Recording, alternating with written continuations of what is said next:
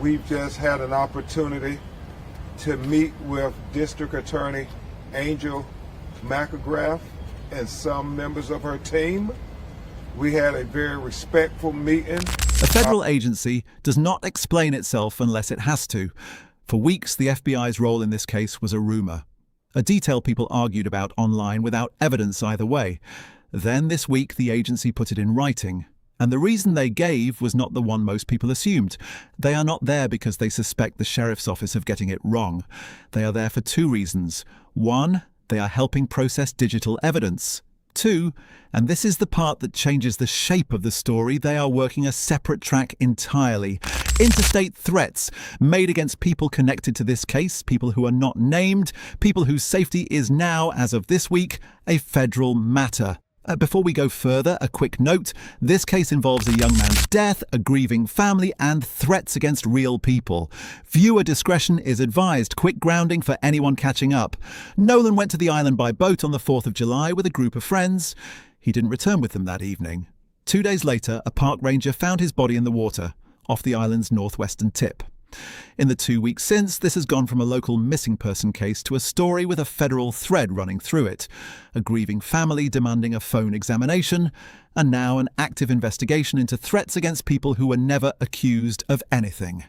Start with what the federal government actually said, because the wording matters more than the headline. The Jackson County Sheriff's Office is leading this investigation. It has led it from day one. It will continue to lead it. That is not a courtesy line. Investigators repeated it specifically, so nobody could say the FBI had taken the case away from local authorities. The FBI's own statement said its involvement has been about supporting Jackson County as it works to gather information and find answers for Nolan's family and the community. Then comes the second half of the statement, the half that actually moved the story forward this week. At the federal level, the FBI has been working to address interstate threats received by individuals connected to this matter. Separately, in parallel, not as part of the death investigation itself, but alongside it. That single sentence confirms something people had already started to say publicly. It just hadn't been confirmed by the agency responsible for it. Now it has. What the FBI has not done is name anyone. Not the senders, not the recipients, not the content of a single message. That gap, the space between what's confirmed and what's assumed, is going to come up again and again in this case. It's worth sitting with here at the start because everything that follows sits inside that same gap. Here is what we do know because the people involved have said it themselves, publicly, on the record. The family's attorney has said his team will jointly examine that phone alongside the district attorney's office with experts from both sides present. Not one side, both. That detail matters because it tells you something about where this case stands procedurally. Nobody has been cleared. Nobody has been charged. What exists right now is a joint fact-finding effort, still underway, more than 2 weeks after Nolan went into the water. That brings us to the legal track because that's where this case is actually headed next, whatever the internet decides to argue about in the meantime. Nolan's parents sat down with the district attorney for the county on July 15th. It was described afterward by the family's attorney as respectful, candid on both sides. The district attorney laid out what happens once the sheriff's investigation wraps up. The findings go to a grand jury. Here's the part that gets lost in a lot of the online conversation about this case. A grand jury referral is not, on its own, an accusation. The district attorney's office has said plainly that presenting a case to a grand jury is standard procedure for unnatural or suspicious deaths in that county. It doesn't by itself mean investigators suspect a crime. It means the process that exists for cases like this one is now moving forward. What the meeting did not produce were new details about the investigation itself. The parents left with a process, not with answers. One line from that day sums up where this family has been for over 2 weeks now. Every morning they wake up and there's a hole in their heart, still asking what happened to their son. Both an independent autopsy and one ordered by the state have now been completed. That's new. For a while both were pending. They're not anymore. What's still withheld is the actual findings. Cause of death, toxicology. Sheriff's officials have said cautiously that drowning is a possible explanation and that no foul play is suspected at this time. But possible is not confirmed, and officials have been careful publicly not to close the door on anything before the full results are in. There's a temptation, in a case like this, to treat a grand jury referral as a milestone toward a conclusion. It's better understood as a checkpoint. The investigation has to finish. The findings have to be compiled. Then, and only then, does a group of citizens get to decide whether what's in front of them amounts to a chargeable crime. Every step before that is still just gathering. Outside the official process, other voices have entered this case too. A former Mississippi judge, now working as a legal commentator, has spent the past week giving his own read on the investigation in a series of public interviews. He's raised pointed questions about how quickly or how slowly this case is moving toward any kind of accountability. It's worth being precise about what that is. It's one lawyer's outside opinion, offered publicly, not a ruling, not a filing, not something that carries legal weight in this case, but it's part of the public conversation now, and it's shaping how people are talking about what should happen next. All of this, the FBI's parallel threat investigation, Katie's unresolved account, the grand jury track converges on the same weekend as something the family has to do, regardless of any of it: bury their son.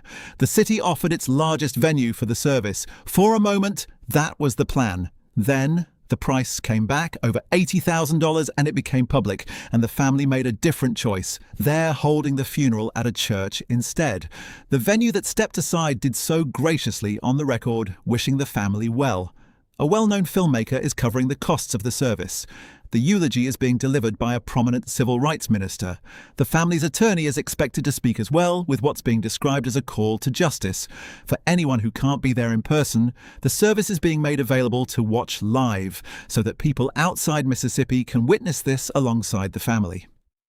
Before all of this, before any of it, Nolan was a recent graduate of his local high school in Ocean Springs. He'd gone on to play wide receiver at a community college nearby. Friends who knew him described someone who was easy to be around, the kind of person a trip to the island on a holiday weekend was supposed to be about. Nothing more complicated than that. Nolan's mother has said something worth repeating here, in her own words, close to what she said.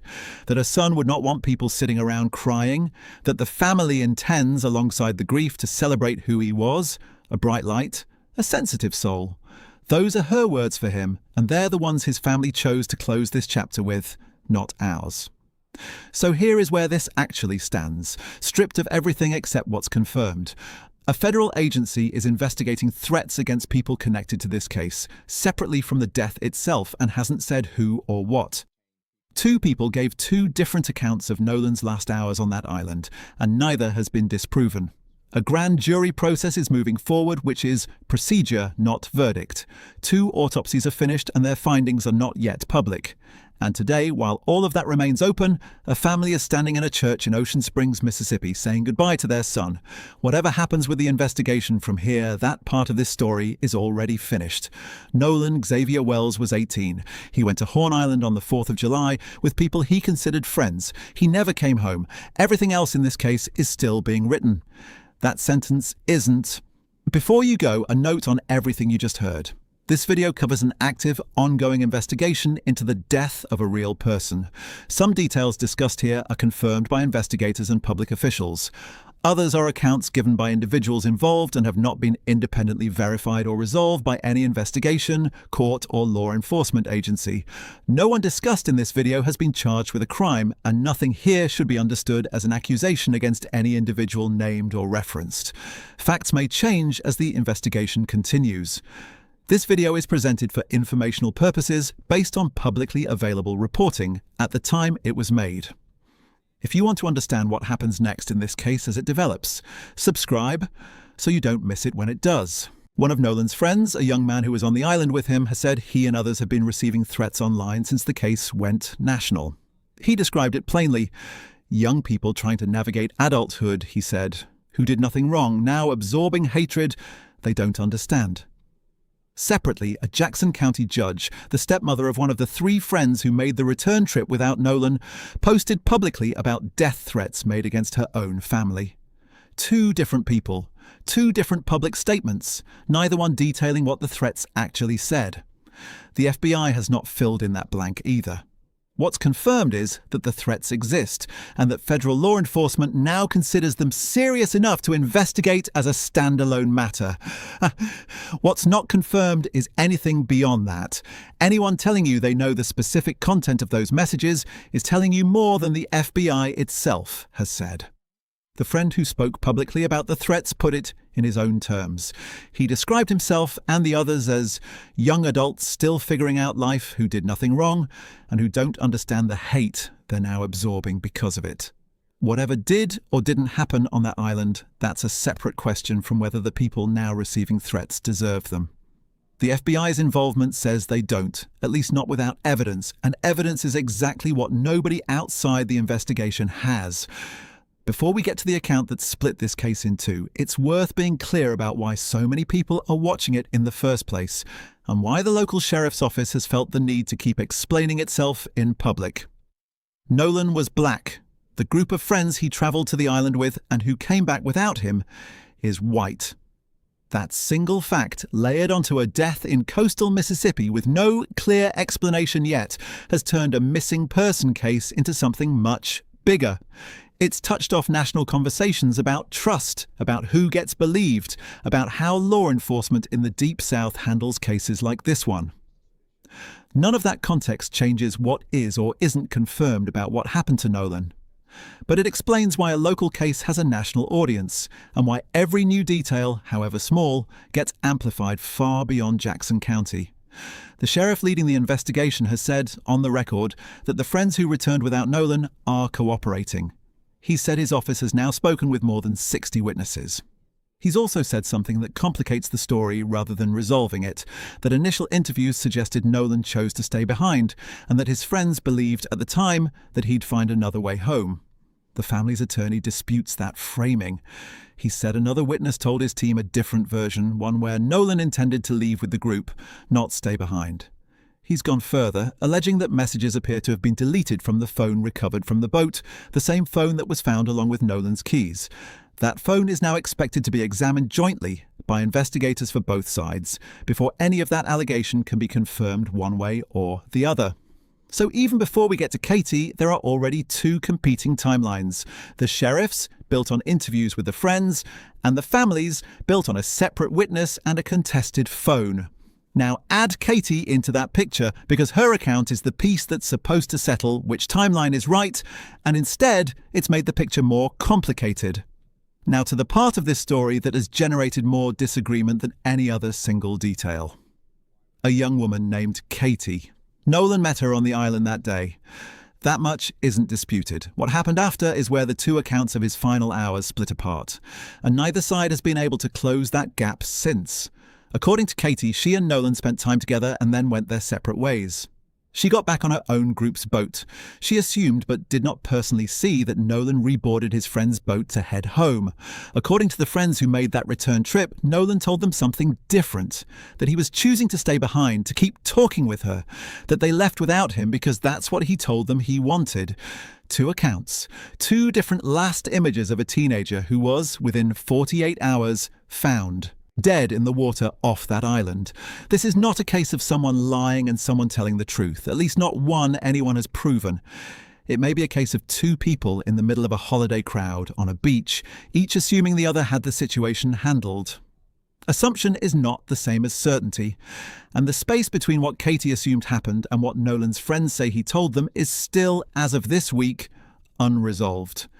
Nobody watched him get on that boat. Nobody watched him choose to stay. There is a sentence somewhere that only Nolan could have finished. He's the only one who can't tell us which version is true. Nolan's phone was left behind on the boat. His friends brought it back to his mother. It has become one of the most contested pieces of evidence in the entire case, and it's a fitting symbol for the investigation itself. A device that could answer questions, sitting in the hands of investigators, its contents not yet public.